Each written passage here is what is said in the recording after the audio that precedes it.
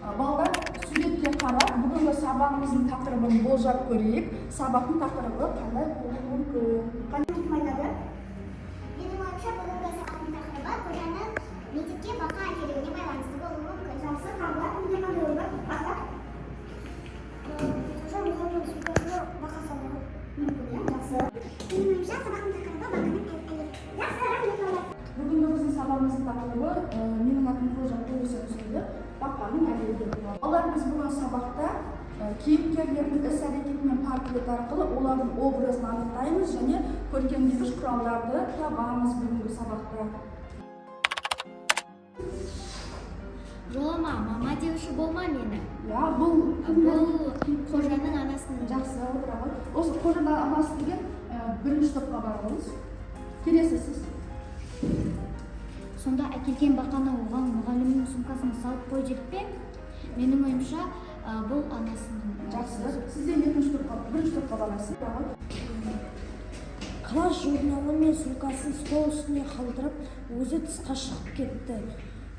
Бұл мұғалім Майқан бапа. Жақсы барады. Келесі екінші топқа барасыз. Былтыр қабдешаға толтырып 5 бақа әкелдім. Бұл қожаның. Жақсы. Майқан мынаның сөмкесіне бақа салды. Менің ойымша бұл қожаның іс-әрекеті. Жақсы. Қожаның анасы қожаға неткен ренжіді. Оның көңіл күйін сипаттап береді. Қожаның анасы қожаға ол тәртіпсіздік қылық істеген үшін анасы айтты қожаға. Сендей балам болғанша өзің жалғыз қалғаным артын деді деп Ренішін білдірді, жақсы рахмет. Олар біздің келесі тапсырмамыз айналмалы бейнелі әдіс арқылы орындалады. Сіздерге әр топқа берілген кейіпкердің портретін, іс-әрекетін жазып, сол арқылы сол кейіпкердің образын анықтау керекпіз. Ол үшін мына берілген критерийлерді басшылыққа аламыз. Орындаған тапсырмаларымызды келесі топқа айналдырып толықтырамыз. Одан кейін балалар жұмысын жүргіземіз.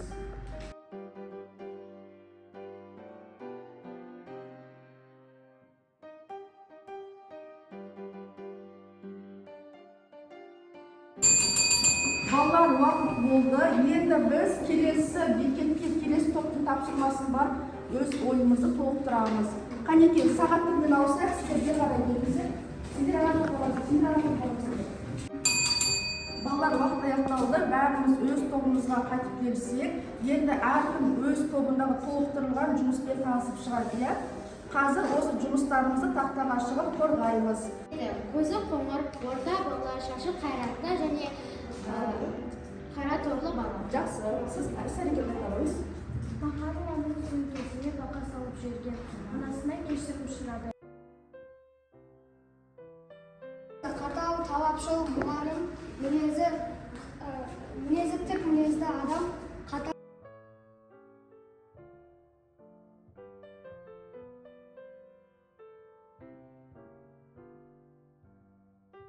Балалар жұмыстарынан орындап болсақ, енді біз қазір 3 сөзбен бағалау әдісі бойынша әр топтың жұмысына кері байланысып берейік. Жақсы ма? Қанекей, мына топтың жұмысына сіздердің топтарыңыз бағасын беріңіздер. Кім? Креативті, мазмұнды және қызықты деп ойлаймын. Жұмысты сипаттайтын 3 сөз. Қызықты, шығармашыл және креативті. Жақсы. Осы жұмыста бұл топ қай тапсырманы жақсы орындады? Портретті ме? Қожаның іс-әрекетін жақсы орындады. Жақсы. Нені толықтыруға болады? Қожаның портреті мен образын. Балалар, біздің келесі тапсырмамыз бұл жұптық тапсырма. Қазір әр жұпқа мен тапсырма беремін. Бұл кестеде берілген үзінділерден көркемдеуіш құралдарды анықтау керек. Көркемдеуіш құрал дегеніміз не еді? Қандай түрлерін білесіздер?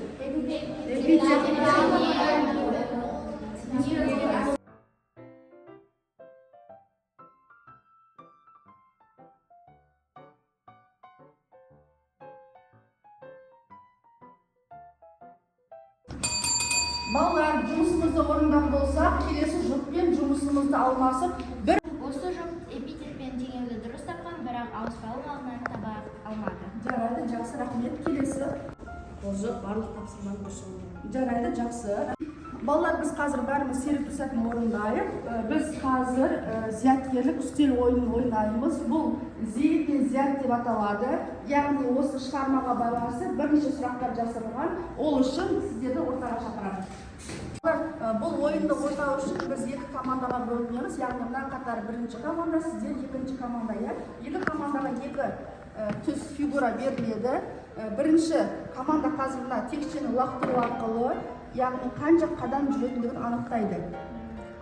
Суретте жасырылған карталарды табамыз. Мысалы, алтын адамға түсі, алтын тауып, артындағы сұраққа жауап береміз. Келістік қой, біздің мақсат мәреге жету. Бірінші топтан кім бастайды? Эльмира. Текшені лақтыра ғой. Шығармада қандай ойын түрлері кездеседі? Шығармада футбол, дойбы ойындары кездеседі. Жарайды, жақсы, рахмет. Бірінші топта бір ұпай бар. Әзірге келесіздер. Екінші топта Асылай. 3 қадам. Сіз келесі өтесіз маған. Сіздерге сыйлық дейді. Келесі. 1, 2, 3. Сурет таба ғой. Енді оқы ғой. Абай мен Қасымды қанша оқысам да, мен сосын қанбайды қайталап оқи бергім келеді. Оқи бергім келеді кімнің ойы? Қожаның ойы. Жақсы, рахмет, бәрекелді. Келесі. Бердібек Соқпақбаевтың дүниеге келген жердің картасын көрсетіңіз. Жақсы. Қай облыс еді?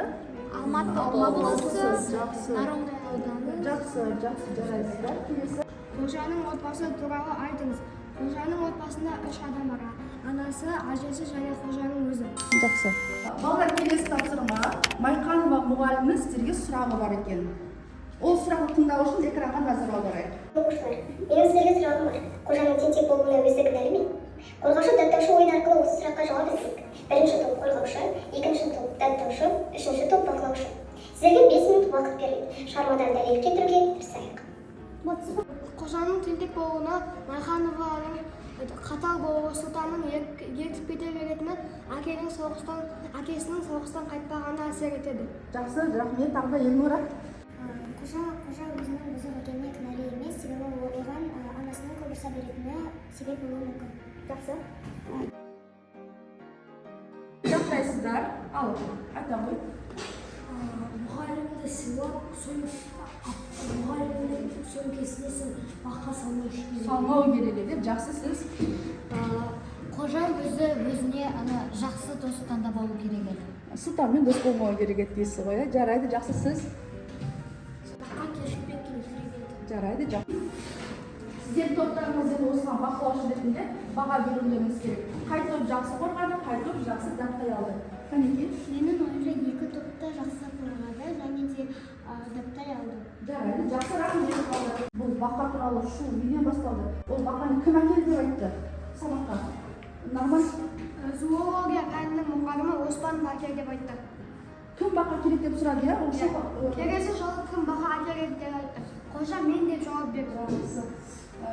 Ағай не үшін бақа сұрады? Қандай мақсатпен сұрады деп ойлайсыңдар? Сол бақаны зерттеу үшін және балаларға соның анатомиясын көрсету үшін сұрады. Жақсы, дұрыс айтасыздар. Сол бақаны енді сабақта зерттей алды ма? Неге? Өйткені қожа ол бақаны зоология пәніне әкелмей, Майқанова апайының сөмкесіне салып жіберді.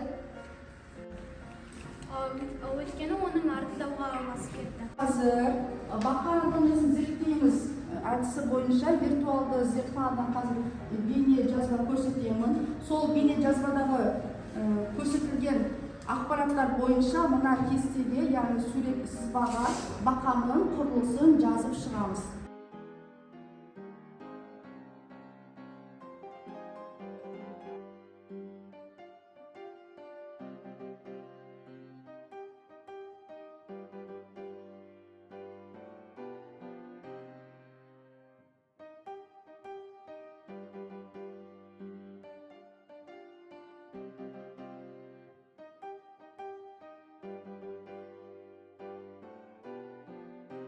Балалар, сіздер бүгінгі сабақта бақаның құрылысымен танысып болсаңыздар, келесі үйге қосымша тапсырма беремін.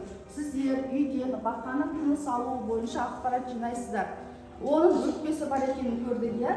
ол өкпемен қай кезде демалады, ал судың ішінде болғанда қалай демалады, тыныс алады. Сол туралы қосымша ақпарат жинап келдіңіздер.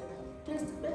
Біздің келесі тапсырмамыз жеке тапсырма. Бұл жерде жазылым тапсырмасы болады. Қазір бақаның монологын біз жазу керекпіз. Қазір фильмнен үзінді көреміз де, сол үзінді бойынша бақаның басынан кешкен оқиғасын, оның ішкі көңіл күйін сипаттап, оқиғасын сипаттап қайтеміз, монолог жазамыз, монолог құрылымын сақтаймыз.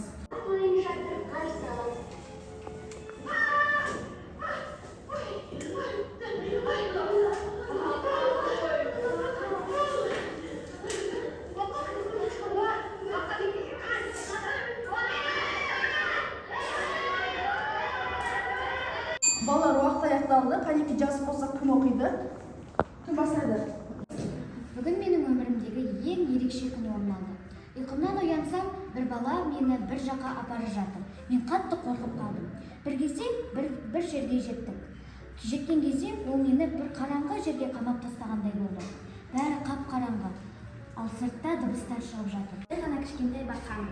Күндердің бір күнінде өмірім өз ағымымен жүрген еді. Алайда бұл тыныштықты бір орта бойлы адам баласы бұзды. Қолында сырты түрлі түсті, іші қанатты қорабы бар болған. Сол қорапқа бірінші анамды ұстап алып салды. Ал сосын мені және бауырларымды қосты. Сол кезде бақ деп айғайладым. Темір ауа кигізбейтін қорапқа салып алды. Мені мектепке апарды және біреудің сөмкесіне салып жіберді. Ол адам мені көргенде шошынып айғай салды. Мен әлгі баланы жаман бала деп ойладым. Аяғым ауырды, барлық жерім сынып қалып, өте қатты жыладым. Адамдар қандай қатыгез.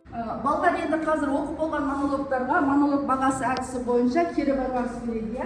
Кері байланыс беру үшін тақтада көрсетілген дескрипторларды басшылыққа аламыз. Қанеки кім бастайды? Бақаның атына жазылған монолог және де басынан кешкен оқиғаларды жақсы баяндаған, көңіл күйін сипаттаған, көркемдегіш құралдарды пайдаланған және өте мазмұнын ашатындай қылып жазған. Маған Арманның монологы ұнады. Өйткені Бақаның атынан монолог жазды. Оның креативный болды. Креативті болды. Ой қатындыр. Нұрайдың монологы ұнады. Өйткені ол көңіл күйді сипаттаған Бақаның және де монологты өте әсерлі қылды. Әсерлі жазған. Балалар, бүгінгі сабағымызды қорытындылау үшін қазір сіздерге рәмедер әдісі бойынша тест тапсырмасын беремін. Ұялы телефондарыңызды ашып, мына сілтемеге өте қанеки барыңыз.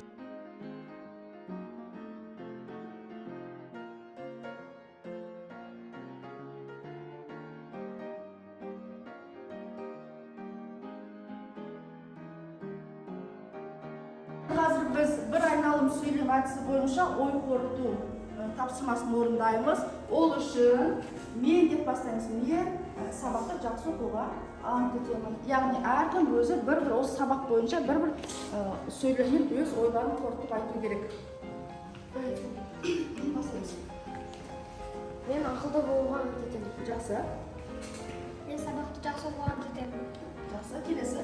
Мен тәртіпті болуға ант етемін. Жақсы. Мен ата-анамды ренжітпеуге ант етемін. Жақсы. Мен мұғалімдерді сыйлауға ант етемін. Жақсы. Келесі. Бұзақылық жасамауға ант етемін. Жақсы. Келесі. Мен ұстазды сыйлауға ант етемін. Жақсы. Рахмет. Балалар, біз сабақтың соңында енді кері байланыс беруге сабаққа 3-2-1 әдісі арқылы сіздер үшін бүгінгі сабақтағы құнды ақпарат, қиын тапсырма сабақ бойынша сұрақтарыңыз болса, кері байланыс беруге. Қанеки бірінші оқып бастайық. Үш құнды ақпарат. Біреуін айтай, маған осы сабақта Бақаның құрылысы туралы ақпарат құнды болды. Жақсы. Қожаның іс-әрекеттерін білу және онымен танысу құнды ақпарат болды. Сабақ бойынша өте көп құнды ақпарат алдым және мен сабақ бойынша сұрағым және қиын тапсырмаларым жоқ. Сабақ қожаның сипаттамасы болды. Бүгін қиын сұрақтар болған жоқ.